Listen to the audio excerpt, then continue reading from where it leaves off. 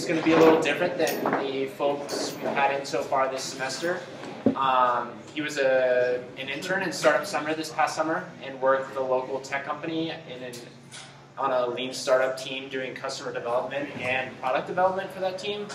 So he's going to be able to relate to you guys a lot better. In fact, he didn't know how to build a web app until about a year ago? Yeah. About a year ago you started learning? Yeah. A little more? And apparently I still can't manage my sizing when I hook up to the projector. So yeah, he just went down the path that all of you guys are going down and is looking to pursue a career in startups doing software development. And he's going to talk to us a little bit about his experience over the past year and some cool new technologies he's been using. Sound good? Yep. Need some help? Maybe. Thanks, everybody. That'll look a little bit better. Can everybody read that up there more or less? Is it getting there? I think a little bigger. One more jump higher. Yeah. Cool. Sweet. All the way, you took it to the outback and like all the way to the back and try to build a backcountry jump on 4 hours. Cool. Auto set. Sweet. Sweet. Like you said, my name's Cameron. So yeah, I'm not an expert on any of this, that's for sure. But I went through it pretty recently, so I have kind of a good idea of what it's like to kind of have to dive into a new programming language and kind of build something from scratch. I also know kind of what it's like to work in a startup, because I worked with Kelton last summer at Rally for Waffle.io. I don't know if you guys have worked with that at all or heard about it. Maybe he's talked about it. So I'm going to try to go through AngularJS first. And he did mention to me that you guys may or may not get to work on AngularJS. So I might skip through some of this stuff a little bit quicker since you guys won't be doing it specifically. But I still think it's a super cool way to go about building an app. So what I have already, I'm going to try to go through pretty well. There's just one or two things I might skim through a little bit quicker. And then we'll look at an app that I built, and we'll just look at a couple of the Angular things that really make Angular stand out from other frameworks. And after that, I'll talk about startups a little bit more, and you guys will have a chance to ask some questions. Feel free to jump in at any time, ask questions if something doesn't make sense. I don't think I've ever talked for an hour about anything before, so if I get a little bit sidetracked, bring me back, focus me in, and yeah, hopefully it goes well. So AngularJS and whatever else, right? I have a picture of the mean up there, which is the mean stack, which is just one popular way to build Angular. That's Mongoose, Express, Angular, and Node. It's a popular stack that people use, but we're only going to be talking about Angular in this session. So yeah, I go to Mines. I'm actually a junior there. I took a year off before coming out here. I'm from Austin, Texas originally, and now I live in Golden, and I'm studying environmental engineering actually, which is why I might be better off at explaining some of this stuff, because it was kind of a struggle for me. So some of the things that I learned how to explain it better, because it was still difficult, and there's still a lot of lingo that I don't really get, even though I may or may not be able to do it. Like I said, I was an engineer. I have engineering quotes because all the other interns were software engineers. And because I'm an environmental engineer, they just gave me the title of engineer. That's what my badge said. It was kind of embarrassing. It was great.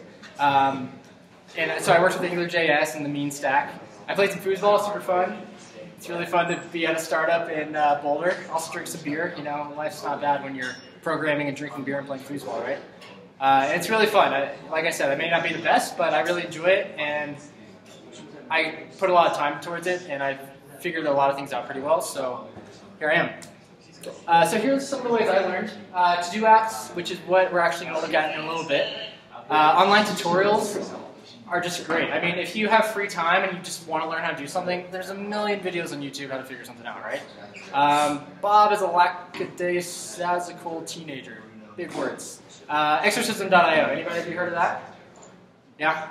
It's pretty cool. It's a really cool way to learn a lot of core programming techniques, I suppose. It's actually, you get feedback from people online. So you sign up, you do an exercise, you have to write code to pass all these tests, and then you submit your code. And then somebody goes on and say, yeah, really good job, you really grasped this, or they say, no, I don't think you understand what you're supposed to be doing. That's actually what happened to me the first time I submitted code, but I got the idea, and I learned a lot from it. It's really cool. Check it out, exercism.io. It's a good way to pass some time in class.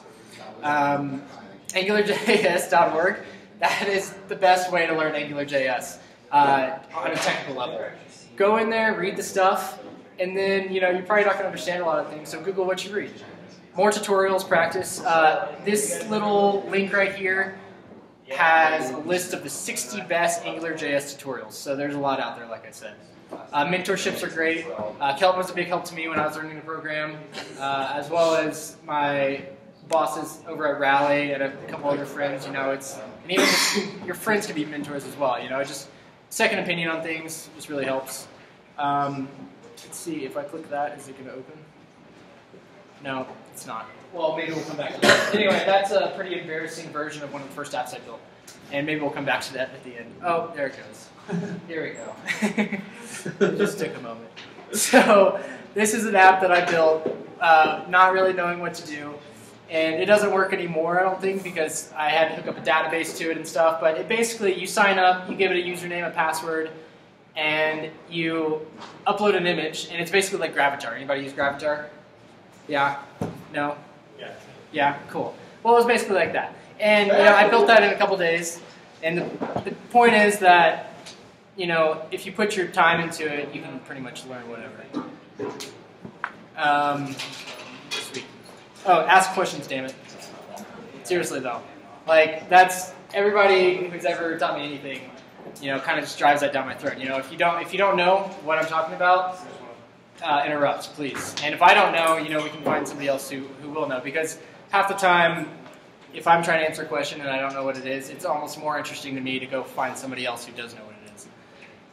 This is just an example of what you can find on AngularJS.org. It's a tutorial to build an application, and it goes through everything that Angular has, pretty much, step by step. It starts on how to get your app going, and then it goes through pretty much every feature on AngularJS.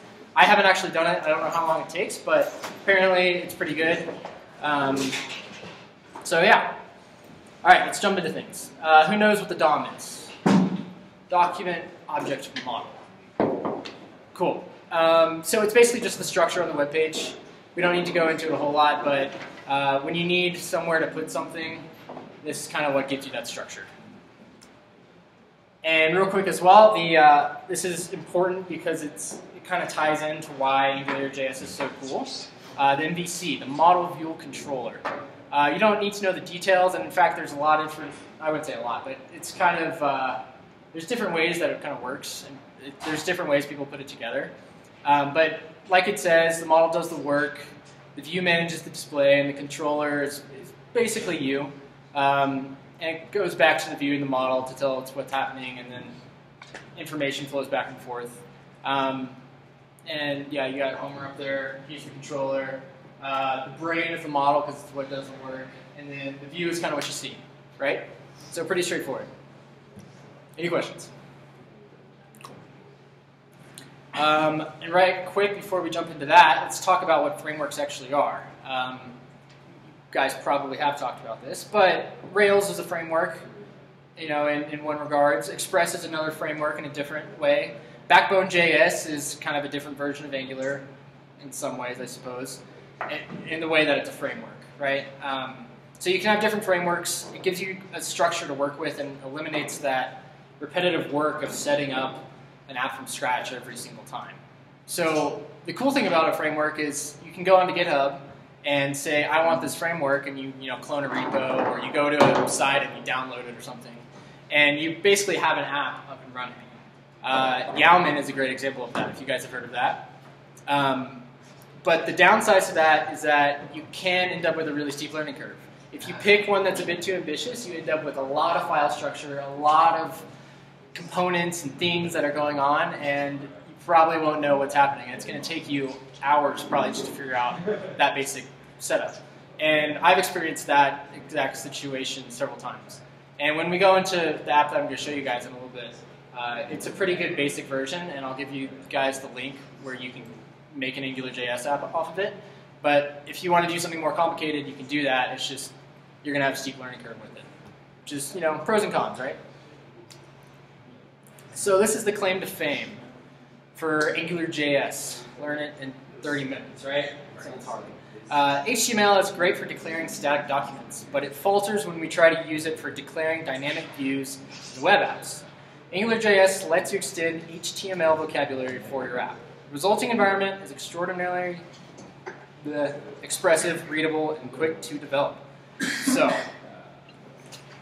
basically, they say AngularJS allows you to do a lot more with web pages. You turn a web page into a web app. You can do data crunching, you can manipulate the DOM, there's all kinds of cool things you can do with Angular that you can't just do with normal, HTML. You can use jQuery or other things instead of AngularJS. It's great for manipulating DOM elements, but for web apps you might want to do a little bit more. And on the other side, AngularJS is a framework, jQuery is a tool. And you can use jQuery with Angular. In fact, Angular comes with, I think, jQuery Lite. Is that right, Bill? Yeah. And so Angular, in fact, does use jQuery, but it kind of takes it to a whole new level. Any questions? Cool. Am I going too fast, too slow? All good. All right, less code is better code, right? I mean, there's a limit to that. But generally speaking, if you can take 20 lines of code and turn it into 10 and have it just as readable, just as expressive, that's a lot better. It makes file sizes smaller, everything. So some of the ways Angular does that is through data binding, which is pretty cool. We'll talk about that. Dependency injection. It's a little bit more complicated. We probably won't talk about that much, but it's a pretty cool thing. AngularJS happens in the browser a lot more. There's a lot less going on the backside. It's extremely powerful. As you can see on that left side, that's a snapshot of the developer guide on AngularJS.com. There's tons of things there, including data binding, controllers, services, modules. List goes on, right? So it's complicated, but it's really, really cool. And the fact is you can use little bits of it or you can use a lot of it. If you use a lot of it, you can have a really, really powerful app. If you use a little bit of it, you can have a really nice, easy-to-use app. Or, what have you. So here's data binding. The picture on the left there, the frowny face, is one-way data binding, which is the way a lot of basic application or frameworks work, I suppose. And just like that, Rails works that way. Yeah? On the left, so Rails, it takes models in the controller and then puts the data into the views, renders the template once, and then sends it forward to the browser, and then it's over. Awesome. Thanks. Yeah, so just like he said, Rails does that. AngularJS, on the other hand, the view and the model are continuously talking to each other. So you get a lot faster replay of what's actually happening. You get, what do they say here? Continuous updates. And the model is a single source of truth. So basically, when the model changes, so does the view and vice versa, right? So that seems like a pretty good thing. In addition to this, the controller is kind of on its own, I suppose. So that goes into testability, which is pretty important. So keep this data binding in mind. We're going to come back to it later. Directives, that's another big thing. We're going to come back to that in a minute as well. Here's testability. It's not super important to go through, but the point is AngularJS, because of this two-way data binding and the fact that the controller is by itself, allows you to test the controller separate of the view and model, which is pretty cool. It turns out to be a really, really powerful thing when you're going through pretty complicated tests. Kellen, do you have anything to add on that? Is that how you feel about testing? I think, so like he's talked about, AngularJS is a great front-end framework. It's built on a lot of the same principles that you'll learn in Rails. Trying to make your code expressive, readable, and trying to make it testable. So it makes it really fun to work with and really great to use as a team. Like you said, we are planning on teaching you guys this at the end of the semester. So this is a great intro to that. Cool. Sweet. Dependency injection. It's not super important at the moment, but the idea is that, again, it improves the testability of your code. So the dependencies, what your particular page relies on, instead of looking it up or creating it, it kind of just injects it in. And this is a very complicated topic for me, and I don't totally understand it. Again, environmental engineer, right? So I highly recommend going onto the docs and reading that. Or I'm sure Kelton will explain it better at the end of the semester when you guys teach it. So, remember, testability is greatly improved, and that's pretty important when you're really developing a big app with a team. All right, directives. Directives are super cool. And a lot of things on AngularJS is through directives. ngIf, for example. You can take ngIf, give it a condition such as true or false if you have something on that page. Like if a checkbox is checked. You can say ngIf, that checkbox is checked. I would like to show this document or something. And ngIf will see if you do that check mark, and on the web page, as you click it and unclick it, it'll automatically show and unshow that document. And you can use ngIf for a lot of different things. So it's a pretty powerful object, or directive, I mean. ngRepeat is... Oh, I just wanted to add, directives go in the same place as attributes in HTML. Cool. Everybody hear that? Cool. I like that guy. He knows more than I do. ngRepeat is really nice as well. We'll talk about that in a moment. ngAwesome. Yeah, you can make directives. And we'll do that here in a minute. That's a pretty powerful tool. You can really make your code more reusable and add a lot of functionality to it. If you need one thing over and over and over again in an application, you can make a directive out of it. And instead of copying and pasting this much HTML, you can make a directive, and next time you use it, you only have to use this much HTML. And that's pretty powerful. What does NG stand for? That's basically an Angular thing. So anything that starts with ng dash whatever, it means it's an Angular directive or an Angular something. So you use Angular directives in place of regular HTML elements and tags on the page. You can also have those attributes. And to make sure that the Angular directives don't conflict with a basic HTML tag, they preface everything or namespace it within. Yeah, so like we saw earlier, there's a lot more. Over here on the right is some of the things that you can use Angular with. I mentioned Yalman. It's pretty cool. You can basically, with 3 lines on the command line, have an entire app going with everything that you would need to build something pretty big. So it's pretty cool. Scopes are really important. We'll talk about them briefly. Yeah. Cool. So we're going to look at an app real quick.